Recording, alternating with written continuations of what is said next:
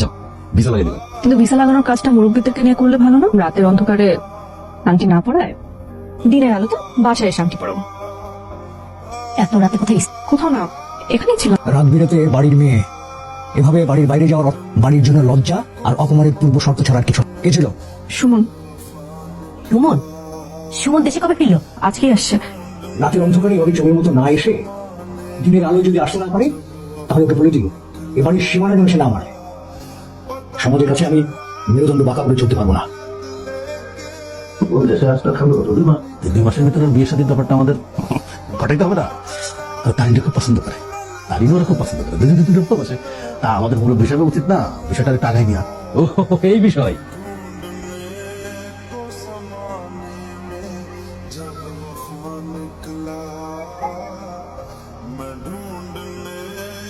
বিয়েটা কিভাবে হবে সেটা নিয়ে একটু আলাপ আলোচনা করা দরকার না? সেটার আমি কি বুঝি? সুমন আছে, রাজন আছে, বৌমা আছে, সবাই মিলে পরামর্শ করি। কিন্তু মেয়ের বাবা মেয়েকে 10 ভরি সোনা দিয়ে নাকি আমাদের বাড়িতে পাঠাবে। ছেলে হিসাবে আমাদেরও দায়িত্ব আছে না, অন্তত 5-7 ভরি তো দেওয়া উচিত, তাহলে তো সম্মানটা থাকে নাকি? সময় বাজারে এসে যেতে সেটার কথা চিন্তা করতেছিলাম আর কি। এই তোমার এত কিছু চিন্তা করতে কি বুঝছো? সুমন আছে না?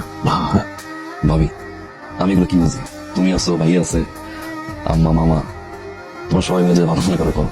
না আমার বিষয়টা নিয়ে কোনো সমস্যা নেই। আমি বড় ভাই হিসেবে যতটুকু দায়িত্ব ততটুকু পালন করবি। অ্যাকাউন্ট থেকে অনেকটা করে দাও। অ্যাকাউন্ট থেকে মানে তুই গেলে ভালো হয় না, কারণ ওখানে তোর টাকা পয়সা লাগবে। টাকা পয়সা লাগবে যেহেতু তুই যা।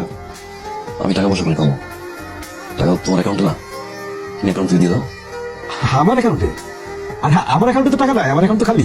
টাকা কোথায় পাবো আমি? তোমার অ্যাকাউন্টে আমি 7 টাকা দিয়ে রাখলাম ভাইয়া।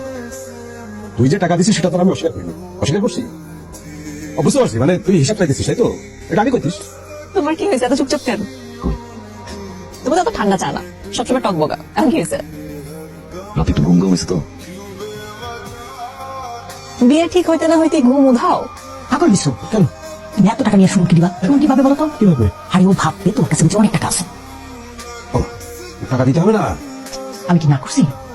দাও 50,000 টাকা দাও, আর বাকিটা অভাব টাকা। একটা দায়িত্ব নিবা? তোমার তো আমার ফ্যামিলির উপরও একটা দায়িত্ব আছে। আমার ছোট ভাই ইতালি যাবে, 5 লাখ টাকা লাগবে। তুমি দিতে চাইছো, কোথেকে দিবা আমি জানি না, তুমি জানো। কেমন আছেন ভাই? আছে ভাবি। ভালো তো আছে নিশ্চয়ই জানি, কারণ আপনি বিদেশি পয়সা ধুমাইয়া টাকা কামাইতেছেন। কামাই রোজগার কি ভাইদের জন্য খরচ করবেন, নিজের জন্য খরচ করবেন না? ভাইদের জন্য কি করতে পারলাম ভাই? শিমন ভাই, আপনি না করলেও কিন্তু আমি বুঝি। আপনি বড় ভাইয়ের জন্য, ছোট ভাইয়ের জন্য উত্তর পাড়ায় জায়গা কিনা টাকা দিচ্ছেন, নিজের জন্য 1% জায়গা কিনা টাকা পাঠান নাই। রাজন ভাইয়ের 10%, বাবলু ভাইয়ের 10%। এই জমি যদি এখন বিক্রি করতে চায় তাহলে ডবল দাম পাইব। ভাই জায়গাটা দেখবো, বাইনা করবো আপনার নামে। এখন আমি কোথেকে জমি কিনলাম, বাবলু কোথেকে জমি কিনলো, সেই হিসাব পাস তুই? বিদেশে গিয়ে কি মাথা কিনে নিছিস সব? টাকা বাংলো না সেবিছিস? তোর একটা কথা মনে রাখবি, আমি কিন্তু তোর বড় ভাই, এটা কিন্তু ভুলিস না। 5 বছর 1 টাকা 2 টাকা না, মাত্র 40 লাখ টাকা পাঠাইতে আমি অ্যাকাউন্টে। 40 লক্ষ টাকা। ওই 40 লক্ষ টাকা 40 লক্ষ টাকা না, আমার ঘর, আমার রক্ত মা, আমার ভবিষ্যৎ মা। ভাই তো মাত্র ভবিষ্যৎ চিন্তা করছে, ওর ভবিষ্যৎ কথা চিন্তা করছে, আমার ভবিষ্যৎ বাঁচতে মা। জানি না আপনাদের কাছে আমি কিভাবে ক্ষমা চাবো। 1 বছর আমাকে সময় দেন, আমি কথা দিচ্ছি এটা আমার শেষ অনুরোধ। এরপর আমি আর সময় নিব না, আমার উপর বিশ্বাসটা রাখে। তোমার প্রতি আমার বিশ্বাস আস্থা কোনো কাজই ছিল না। তবু আমার মেয়েটার ইচ্ছা আর ভালোবাসার মূল্য দিতে গিয়ে আমি রাজি হয়েছিলাম। দুবাই যাই, ওই জায়গায় কাজ করি, হাতে কিছু টাকা ক্যাশ রাখি।